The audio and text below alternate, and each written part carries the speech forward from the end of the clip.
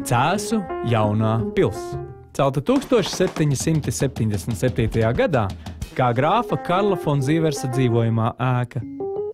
Tagad tajā atrodas Cēsu vēstures un mākslas muzejs, taču Cēsīs vēsture un māksla dzīvo ne tikai muzejā. Tā ir visur, ik uz soļa, kur vien acis met. Lūk, Latvijas karogs. Tā dzimtene ir Cēsis. Un Cēsis bija pirmā vieta Latvijā, kur pēc 50 sirpja un āmuru gadiem tas atkal tika pacelts. Šo, trešās atmodas pirmo karogu, darināja rotkalis Daumans Kalniņš. Cēsu jaunajā pilī atrodas viņa darbnīca, seno rotu kalve. Šī ir viena no daudzajām vietām Cēsīs, kur vēsture sastopas ar mākslu. Te jūs varat nevien ieraudzīt, kā top seno rotu kopijas, bet arī izkalt savu rotu vai monētu, pasūtīt rotas īpašiem dzīves gadījumiem vai uzlaikot seno rotu komplektu un kaut uz brīdi sajusties kā seno latgaļu princese.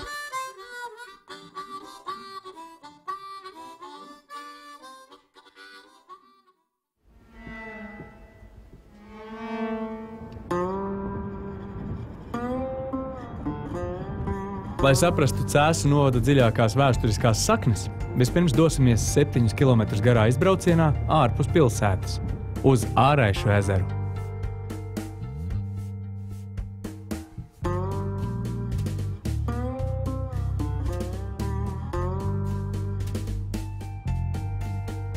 Tā ir nocietināta apmetne, ko cēluši un 9. un 10. gadsimtā apdzīvojuši senie latgaļi.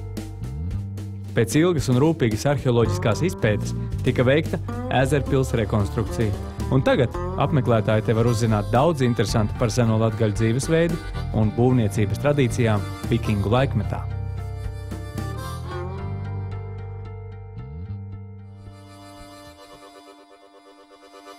Ezerpils ir tikai daļa no Āraišu arheoloģiskā muzeja parka, kurā ietilpst arī viduslaiku pilsdrupas un akmens un bronzas laikmeta mājokļu rekonstrukcijas. Visdzīvāk un skaļāk te iet jūlija beigās, kad muzeja parkā tiks svinēti Āraišu svētki.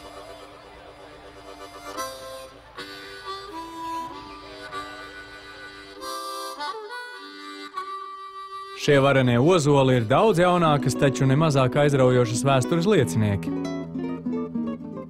Tie ieskauj Ungurmuižu, vecāko koku arhitektūras pieminekli Baltijā.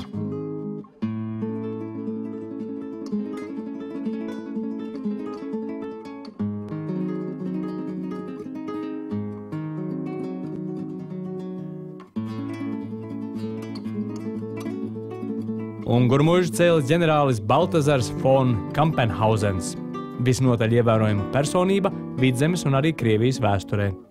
Būdams zviedru virsnieks, viņš iestājās cara Pētera I dienestā, bet vēlāk kalpoja carienei Elizabetei. Viņš bija nevien karavīrs, bet arī Somijas gubernators un aktīvs henhūtisma kustības atbalstītājs. Mūža nogalē viņš atgriezās Vidzemē, uzcēla muižu, iestādīja parku, bet parkā sev un savai kundzei par prieku uzslēja tējas namiņu, kur siltos vasaras vakaros iedzer tēju vai varbūt vīnu un atpūsties pēc dienas kņadas. Tagad te var nobaudīt tēju ik viens, kurš ierodas apskatīt Ungurmuižu vai apmeklēt kādu no tajā rīkotajiem koncertiem.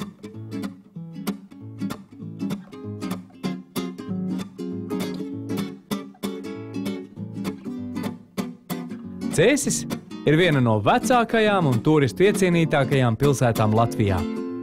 Tās vēstures senākā lieciniece ir nocietinātā viduslaiku pils.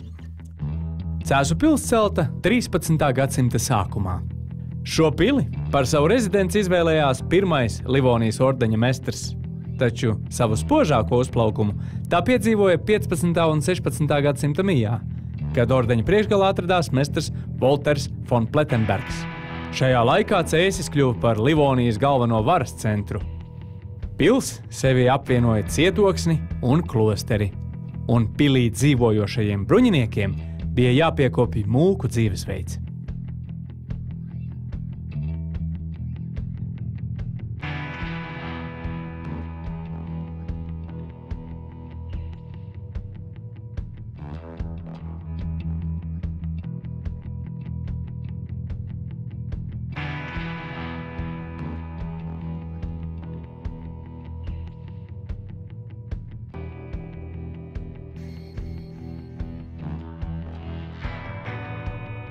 Mestra dzīvojamo istabu, jeb zvaigžņu zāli, varat mēģināt sameklēt arī paši. Jums būs jāņem rokā vēlukturis un jādodas augšup pa pils rietumu torņa vītņu kāpnēm.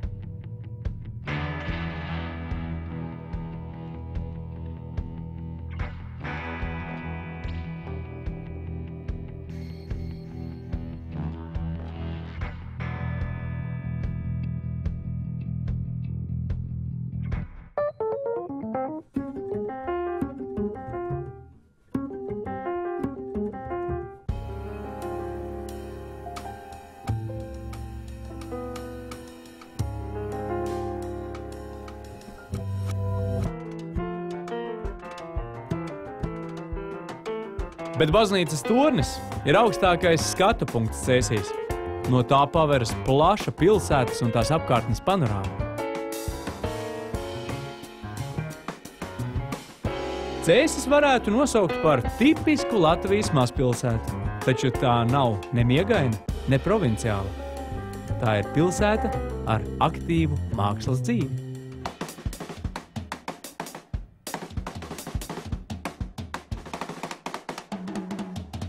Reizi gadā šī aktivitāte sasniedz eksplozijas spēku. Tas notiek jūlija beigās un augusta sākumā, Cēsu mākslas festivāla laikā. Uz nepilnām 3 nedēļām pilsēta pārvēršas par īstu laikmetīgās mākslas metropolu.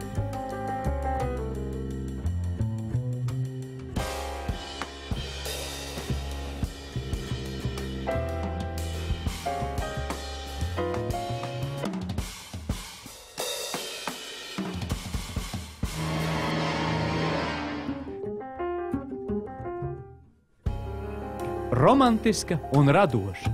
Tādas ir Cēsis.